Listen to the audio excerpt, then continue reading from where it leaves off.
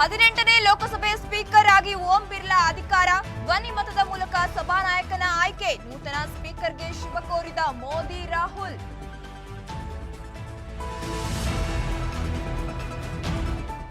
ಲೋಕಸಭೆ ವಿಪಕ್ಷ ನಾಯಕನಾಗಿ ರಾಹುಲ್ ಆಯ್ಕೆ, ಕೇಂದ್ರ ಸರ್ಕಾರ ಎದುರಿಸಲು ರಾಗ ಸರಿ ಎಂದ ಸಿದ್ದು, ಮುಂದೆ ಹೇಗಿರಲಿದೆ ಸದನದಲ್ಲಿ ಕದನ.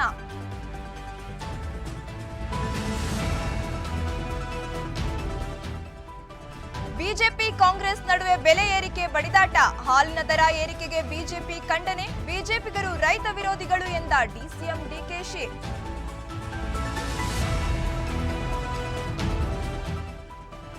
ರೇಣುಕಾಸ್ವಾಮಿ ಕೊಲೆ ಪ್ರಕರಣ, 4 ಆರೋಪಿಗಳು ತುಮಕೂರು ಜೈಲಿಗೆ ಶಿಫ್ಟ್, ಕಾರಾಗೃಹದ ಸುತ್ತ ಬಿಗಿ ಪೊಲೀಸ್ ಬಂದೋಬಸ್ತ್.